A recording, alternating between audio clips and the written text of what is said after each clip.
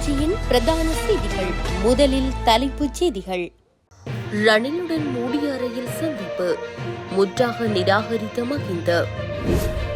நிகழ்நிலை விசா மீதான தடை, இலங்கைக்கு ஏற்படவுள்ள ஆபத்து. நடுக்கடலில் உயிருக்கு போராடிய இலங்கை கடற்றொழிலாளரை மீட்ட நாகை மீனவர்கள். தடுக்காவிட்டால் முழு உலகத்திற்கும் ஆபத்து, ஈரான் விடுத்துள்ள பகிரங்க எச்சரிக்கை.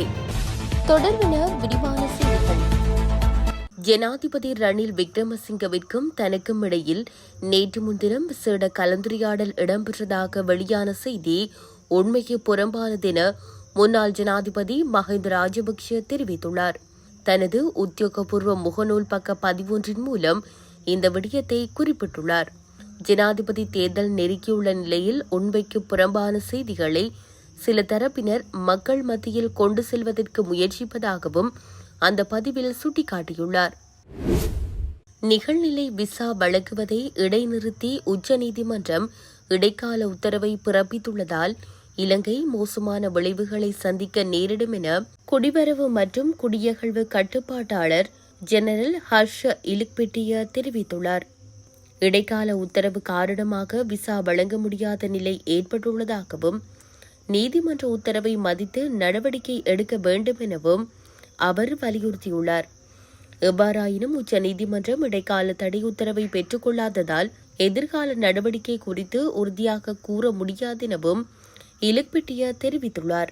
இதன்படி எதிர்வரும் திங்கட்கிழமை விசா வழங்குவது தொடர்பில் நிச்சயமற்ற சூழல் நிலவுவதாகவும் அவ்வாறு நடந்தால் நாட்டின் நற்பெயருக்கும் பொருளாதாரத்திற்கும் பெரும் சேதம் ஏற்படும் எனவும் அவர் மேலும் குறிப்பிட்டுள்ளார்.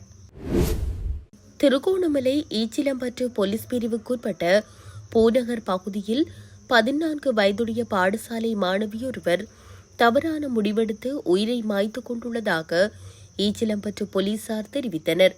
தரம் 10 கல்வி பயின்ற மாணவியே இவ்வாறு உயிரிழந்துள்ளார். மாணவியின் சடலம் நேற்று முன்தினம் திருகோணமலை வைத்தியசாலையில் பிரேத பரிசோதனைகளுக்காக கொண்டு செல்லப்பட்டிருந்த நிலையில் சட்ட வைத்திய அதிகாரி வெளிநாடு சென்றுள்ளதன் காரணமாக மட்டக்களப்பு வைத்தியசாலைக்கு சடலத்தை கொண்டு செல்லுமாறு தெரிவிக்கப்பட்டுள்ளது. இந்த மாணவி துன்புறுத்தப்பட்டிருக்கலாம் என்றும் பலர் சந்தேகம் தெரிவிக்கின்றனர். சிறுமியின் தந்தை 2013ஆம் ஆண்டு தவறான முடிவெடுத்து உயிரை மாய்த்துள்ளமையும் போலீஸ் விசாரணையின் போது தெரியவந்தது. மாணவியின் மரணம் தொடர்பான மேலதிக விசாரணைகளில் ஈச்சிலம்பற்று போலீசார் ஈடுபட்டு வருகின்றனர். 20 நாட்களுக்கு முன் மீன்பிடிக்க சென்ற நிலையில் படகு பழுதானதால் நடுக்கடலில் உயிருக்கு போராடி கொண்டிருந்த இலங்கை கடற்றொழிலாளர் ஒருவர் மீட்கப்பட்டுள்ளார். திருகோணமலையைச் சேர்ந்த அகமது, இர்ஃபான் மற்றும் அஸ்டின் என்பவர்களே இந்த சம்பவத்திற்கு முகம் கொடுத்துள்ளனர். இதன்படி சம்பவத்தில் ஒருவர் உயிரிழந்துள்ளதுடன் மற்ற நபர் உயிருக்கு போராடி கொண்டிருந்த நிலையில் நாகை மீனவர்களால் மீட்கப்பட்டுள்ளார். இதேவேளை அஸ்டின் என்பவர் பசியின் கொடுமையால் நடுக்கடலில் தவறான முடிவெடுத்து உயிரிழந்துள்ளதாக தெரிவிக்கப்படுகிறது. இந்த நிலையில் உயிருடன் மீட்கப்பட்ட கடற்றொழிலாளர் நாகை கடலோர பாதுகாப்பு குழும காவல்துறையினரிடம் ஒப்படைக்கப்பட்டுள்ளதாக கூறப்படுகிறது. கனேடிய பெண்ணொருவரை 30 ஆண்டுகளுக்கு முன் வெறுங்கையுடன் 2 பிள்ளைகளுடனும் கைவிட்டு சென்ற அவருடைய கணவர், ஆனால் அந்த பெண் இன்று 1000 கோடிகளுக்கு அதிபதியாக வாழ்ந்து வருகிறார். தற்போது இங்கிலாந்தில் உள்ள கெண்டில் மாளிகை ஒன்றில் பிளாஸ்டிக் சர்ஜனான தன் 2வது கணவரான ஸ்டீபன் என்பவருடன் வாழ்ந்து வருகிறார். அவரிடம் தற்போது 11 வீடுகள் உள்ளன.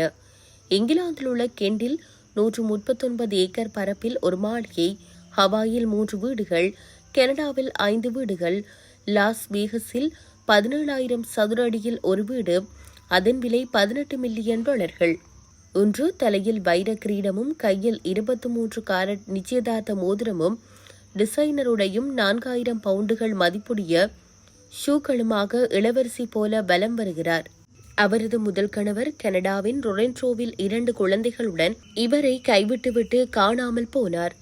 முறையே 21 மற்றும் 9 மாதங்களே வயதுடைய 2 குழந்தைகளுடன் தனித்து விடப்பட்ட இவர் தனியாளாக மருத்துவ கடன் வழங்கும் பிசினஸ் ஒன்றை தொடங்கினார்.